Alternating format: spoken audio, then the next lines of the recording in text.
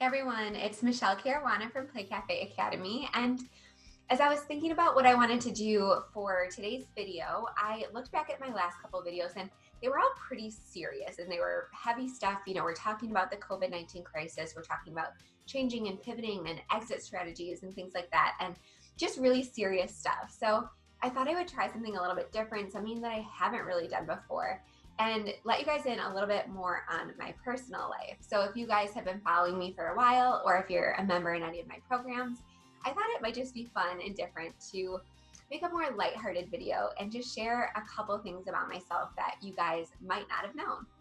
And I had to crowdsource this a little bit, so I had to ask around because I couldn't come up with many things, but hopefully you find some of these funny or relatable, and let me know in the comments if you're surprised about any of them. I know when I was going through this list, the first one is probably going to surprise you the most and is my most embarrassing one. But before I get to the 10 things that you probably didn't know about me, I just want to remind you really quickly to please subscribe to my channel. I put out at least one new video every single week, and leave me a comment. I love talking to you guys in the comments. I always answer. And make sure you turn the bell notification on when you subscribe so that you never miss a new video. All right, so I'm just gonna pull up my little notes here. All right, so the first thing that you probably didn't know about me, especially considering how often I blog and how much I write, is I can literally only type with 2 fingers. So back in school, I was born in 1990. I went to school, we had typing class, but it was elective. So I elected to not take it. And so I never learned to type. Nobody ever taught me. I never learned it in school. And my whole adult life, even though I went to graduate school, I don't know what it was. I just have this mental block about learning how to type. So I write these 5,000 word blog posts for you guys literally with 2 fingers. And it irritates my husband, Chris, to his absolute core because I only type with 2 fingers, but I type super fast. So I end up like pounding on the keyboard like it's a typewriter or something. And he can't even sometimes work near me because of how loudly I type. I've tried to get those like silent keyboards, but anyways, that is probably one of my most embarrassing admissions, especially as, a professional blogger and content creator. But I've actually committed that during this quarantine, while I'm home for the next couple of weeks, I have committed to learning how to type. So it's always something that I wanted to do, but I've always just pushed it off. But I bought a little course and I'm definitely going to learn how to type. But I thought it was pretty funny that I literally only type with 2 fingers.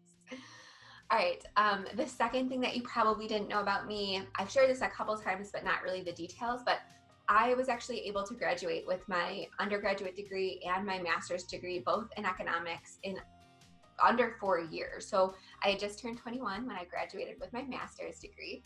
And people always ask me how I did that. I took a lot of AP classes in high school. And I also tested out of a lot of introductory level classes. So essentially when I was entering college, I was entering as a junior. So I started right away with taking 300, 400, 500 level classes. I never had to do any of those 101 classes because I took almost every AP class that you could possibly take in high school. So I also did an internship. I did a lot of things like that for more credit. So I kind of worked the system so that I would only be in college for a couple years because I did have a dream job planned and I really wanted to, get out there as soon as possible. And I didn't want to rack up any debt in college. So I kind of breezed through as quickly as possible and I don't regret it. I do regret a little bit. I took way too many credit hours at once. I was always at least 21 to 24 credit hours. Most of my peers were taking 15 and that was a little bit stressful. I was a teacher's assistant, so it wasn't all coursework. I was doing some teaching as well. But it was stressful, and I was also working. I was working at Wegmans, the supermarket. If you guys are on the East Coast, you probably know Wegmans. But I was working. I was doing a lot of credit hours. I didn't ever really. I went out, of course, sometimes, but I really didn't relax at all in college. I just wanted to finish up as soon as possible and get out of there. So I do regret that a little bit. So if anyone's watching this that's young, enjoy your college years. I started my full-time corporate job right at 21. I was actually, I started the summer before that as an intern before I even turned 21. And then when I graduated, I went on to work full time for them. So take it easy. You don't have to rush. but I'm glad that I was able to get my dream job right out of college in marketing for that supermarket. All right. The third thing that you probably didn't know about me is that I have had Buffalo Bills, the NFL team, season tickets for over 15 years. And I can actually count the number of games that I've missed. Most of them were pregnancy related, a couple of them weather related from the past couple years when we had kids. But I can probably count the games that I've missed in that time on one hand. Definitely on two hands, but probably on one hand. And it's something that my family and I do together, my dad, brother, and my husband, we all go together and we sit together and we tailgate, we do the whole thing, even in the super, super cold, even, all throughout my pregnancies until I had my one son in November. So I was huge going to games. I had to miss the last end of that season because I had him at the end of November, but I really try not to miss games. It's one of my favorite family traditions. And, I have a great fantasy football record. I am a huge football fan. So a lot of people don't automatically assume that. All right, the next thing that you probably didn't know about me is that I almost didn't put this one on the list, but I'm functional at speaking Italian. So in college, I minored in Italian. I actually lived in Italy for several months one summer, and I actually didn't study abroad. I didn't go with school. My Italian professor actually asked me if I wanted to do some translation work. She was the director of a digital film conference over in Turin, Italy. So I did a lot of translating of their marketing materials, and I did some search engine optimization to move their Italian site over to their English site. So because of that, I did learn to speak Italian. I use the word functional now because I am definitely nowhere near fluent. If I had to understand someone having a conversation, or if I had to have a conversation with someone, I could hold it. But that's also on my list. I'm probably not going to get to it this quarantine, but it is on my list to pick back up with Italian. And I have a ton of books in Italian from when I was there, and it's something that I've always wanted to pick back up. But it's actually really difficult to find someone that speaks Italian to have regular conversations with, because that's why I kind of lost my skills. So if you speak Italian out there, or if you know someone who does, put them in touch with me, comment below, because I would love to find someone to speak Italian with on a regular basis so that I can get back into the swing of things. All right. The next thing that you probably didn't know about me, if you've been following me for a while, you probably do know this, but just because I put so much content out there, and because I did own a brick and mortar business where I interact with people all day, every day, a lot of people are surprised to find that I'm actually very much introverted. So I like to spend most of my time at home. I like to spend most of my time alone. Obviously as a stay-at-home mom, essentially, I do work, but I am home with my kids almost all day, every day, especially right now. So a lot of people assume that because I'm around people a lot, or because I put these videos out there, that I'm extroverted, but it's definitely not the case. I really gain energy from being alone, and that's how I recharge. If I don't get alone time, I go absolutely insane. My husband can attest to that. And it's very difficult for me to own a brick and mortar business. Actually, that's one of the things I've struggled with the most, because if say I was deciding to work a party, or if I had to be at the cafe counter for whatever reason, or if I'm on the phone a lot all day, it is so draining to me. And it's definitely one of the most difficult things about owning this type of business, where you are interacting with so many people, not only in person and on the phone, but also social media, email. It is a lot, especially for someone that is introverted. So that is something that I consciously have to work on. I have to set time aside in my day in order to have that recharge alone time, or I'm not interacting with people in a nice way. I'm not putting out my best work. So during the quarantine, that's definitely something that I've really struggled with. My husband works full time, so I usually have the kids with me, and finding that alone time and still finding enough time to be with everybody and spend time with everybody in my house is very, very difficult. And it's something that I'm always working on, but it is something that I have to actually schedule, or else I will go insane. All right, the next thing that you probably didn't know about me is my favorite author is Chuck Palahniuk. So if you guys know Fight Club, that's usually his best known work. A lot of people don't even realize that Fight Club was originally a book, but it was. And I read every single book he has multiple times. I actually own most of the books that he's written in Italian, some of the older ones especially. From when I went over to Italy, I am more than obsessed with his writing. So it's actually pretty hard to find someone else who's really read everything he's written or almost everything he's written. So if you do love Chuck Palahniuk too, I'd love to know. Just comment, let me know, just because I love talking about books and stuff like that. I'm a big reader. And I actually went to one of his book readings when I was pregnant with my first child. It was a pajama party, and I wore this like onesie and bunny ears. And I got one of his books signed. And another little fun fact, way before, GoFundMe was huge, I participated in one of his crowdfunding campaigns. I donated like a couple $100s, which was a lot for me because I think I was in college. It was definitely before I was married, but I paid a couple $100 and it funded one of his projects. And in turn, he put my name in the credits of one of his books. So me and, a couple other people did that, and I got that book signed, and it is 100% my most prized possession. So that's another little fun fact about me. The next thing that you probably didn't know about me, and this is number 7 if you are keeping track out of 10, is that I used to work in IT for a supermarket. So I already talked about how I went right from college to what I guess I call my dream job, working at the Wegmans corporate headquarters. So I had worked in the stores for years leading up to this. And that's kind of why it was my dream job. The corporate jobs were, this like kind of mecca for me.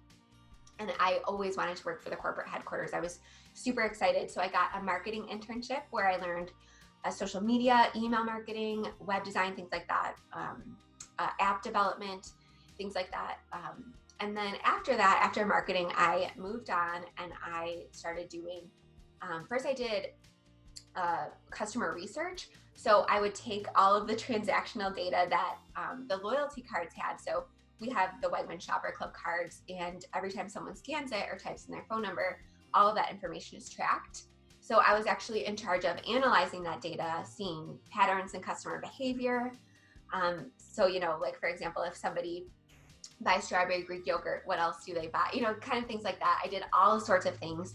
I would get projects brought to me all the time asking me about consumer shopping habits, and I had to kind of mine through that data using code and come up with these, pretty polished reports off of billions and billions of rows of data. So that was probably my most interesting job. That was still in marketing, and then I moved on and I worked in IT, doing basically the same thing, but with more advanced software. So instead of coding by hand, they had invested in some software, and that was in IT. I was a business intelligence analyst, still doing kind of the same thing, but a little bit more on the technical side, and writing code, designing programs to get this data and these reports more automatic. So that was probably my favorite job. I probably would have never left. I loved working there. I have so much respect for the company. I still only shop there. But I left when I had my first son, and then that's when I started opening my Play Cafe. So that's a little fun fact. That was definitely one of my favorite jobs that I've ever had. All right, so the next thing that you probably didn't know about me, and if you're one of my friends, you definitely know this about me, but probably not you guys on the internet. But and this one's kind of morbid, so sorry, but somebody asked me what my biggest fear was once. So my biggest fear is actually being involved in a mass shooting. So if you guys watched my storytime video from a couple weeks ago, I talked about how somebody came into our facility with like a big backpack and locked himself in the bathroom. I thought maybe that was, a shooting situation, and it was really, really scary, and it was traumatic for me. But that is, it's just, I think about it everywhere I go, anytime I'm in a large crowd, anytime I'm at a concert, airport, in Times Square, New York City, I just always have this fear. Anytime I go into a store, I'm always on like alert. And everywhere I go, I actually have like a little, I'm not going to get too into it, but I have like a little active shooter preparedness kit. So I always carry a backpack with me, first of all. I always have a computer charger. So in case I'm ever in a room or need to barricade myself in a room that has one of those triangle shaped door openers and closers, I know that I can either wrap the computer cord around the handle, or I can wrap the computer cord around that to slow anyone down that's attacking. I always have sugar packets with me to coagulate blood. I always have a shirt or something that can be made into a tourniquet. And I always have a notebook with me because I used to have to do active shooter training for my corporate job. And something that they said that always stuck with me is, it's all about time. It's all about slowing the person down. So I always have a notebook with me, because if they do enter a room that you're barricaded in or something like that, something that can be very disorienting to them is if you rip up a bunch of little pieces of paper and kind of like throw it in their face when they enter. So I always have a notebook with me just in case I need it. So just that's a little fun fact. You will never catch me, at least not in a crowded public place, without those couple items. Little weird fact about me. Right, the next thing you probably didn't know about me is that when I was growing up, my dad worked for a candy company, so he was literally like a candy man. So he would come home with these huge duffel bags from like trade shows full of candy, and he would just dump it on our coffee table, and my brother and sister and I would just go nuts and take whatever we could and kind of stash it in our room. And because of that, I don't like candy today. So on Halloween, I might have like one or two pieces, like a Snickers or something, but I never crave candy. I don't want candy. Even sweets, I never order dessert. I just do not have a sweet tooth. And I think a lot of that is because I got so much candy growing up and I just had constant access to it. So it was never like a forbidden fruit or anything.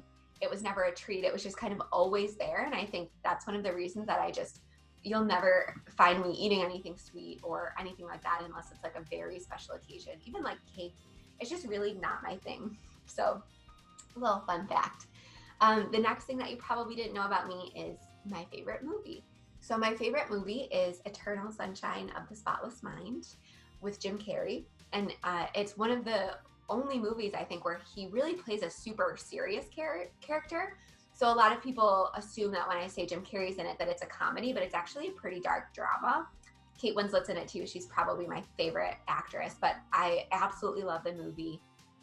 It is definitely one of my favorites. So if you've ever seen it or if you like it too, please leave me a comment because I'd love to chat about it. I just watched it recently. It's a little depressing. It's a little sad, but in my opinion, it ends in a very optimistic way. So I'm not going to give any spoiler alerts, but that is my favorite movie. It's one of those ones that I could watch over and over and over again, and it really doesn't get old. And in fact, every single time I watch it, I notice something new. Even just this past time I watched it, I noticed something that I had never noticed before that actually was a pretty important detail. There's just so much going on. It was so well done. So if you're looking for a quarantine movie, definitely check that out. All right, the last thing that you probably didn't know about me, but if you are in Play Cafe Academy, you probably already know this, but I listen to way too many podcasts. I, in general, consume a lot of content. I've been trying to work on it this past year so that I can be more productive, and that's so I can create more instead of consume. But it's always been such a problem, and I am such a sucker for a good podcast. So my favorite ones are, entertainment-wise, I'm really into true crime. So I love Crime Junkie. I love Sword and Scale. I love Crimes of Passion, Supernatural with Ashley Flowers, who is the same woman who does Crime Junkie. I've listened to all the series. So I listened to Teacher's Pet. I listened to Maddie about Madeleine McCann's disappearance. I am very much into true crime. So I listen to a lot of legal podcasts. So Undisclosed is by far my favorite legal podcast. They cover wrongful convictions and advocate to get people released from prison. So if you guys need any podcast ideas for entertainment, check those out. And if you have any recommendations for me based on what you know now that I like, please leave them in the comments. Even though I said I'm trying to work on it, this quarantine is tough. And if you guys have a good podcast recommendation, I also just finished Bear Brook. The Murder Squad is another good one. So just leave me a comment with a recommendation. And if you end up picking any of these podcasts up because I mentioned them, also let me know because I love talking about podcasts. For business-wise, I really like Amy Porterfield's podcast. I love Jenna Kutcher's podcast. I listen to the Building a Story Brand podcast. I listen to Stu McLaren's podcast. And those are really my main bread and butter business ones. I try not to consume too much business content just because it gets overwhelming and I have shiny object syndrome. So if I see a new tactic or a new tool or a new program or something, it's very hard for me to resist it. So I found that the more I listen to business podcasts, the less productive in my business I actually am. So I try to keep it light. I know that there's probably so many other good business podcasts out there. So still feel free to recommend some if you have any. But those are really my favorite. Also, I forgot to mention Pat Flynn's podcast, Smart Passive Income. That is also one of my favorites. But I don't listen to every episode of all of these. I just kind of pick and choose based on what they're releasing, if I want to listen to it or if I don't want to listen to it. If you're looking for like a personal development podcast, Brooke Castillo, the Life Coach School podcast is amazing. I absolutely love it. I do it if I'm feeling like I'm in a funk or I need a morality or a mindset boost or anything like that. But yeah, those are my favorite podcasts. So if you listen to any of them, let me know. I would love to hear about it. And if you have any recommendations, please leave them for me. All right. I hope that was a fun little video. I hope you learned something new. Again, maybe you related to something. So definitely leave a comment and let me know. But I'm going to get back to the more serious stuff next week. So I wanted to just pop in and have some fun with you guys and get to know you a little bit better. All right, thank you so much for tuning into this video. I hope it was fun. If you want to see more videos like this, let me know. Either email me or post a comment or DM me on Instagram. Just let me know because I would love to do more fun stuff like this. But yeah, it's just fun getting to know everybody in the comment section especially. So make sure you're subscribed to this channel and I will see you guys soon. Have a great day.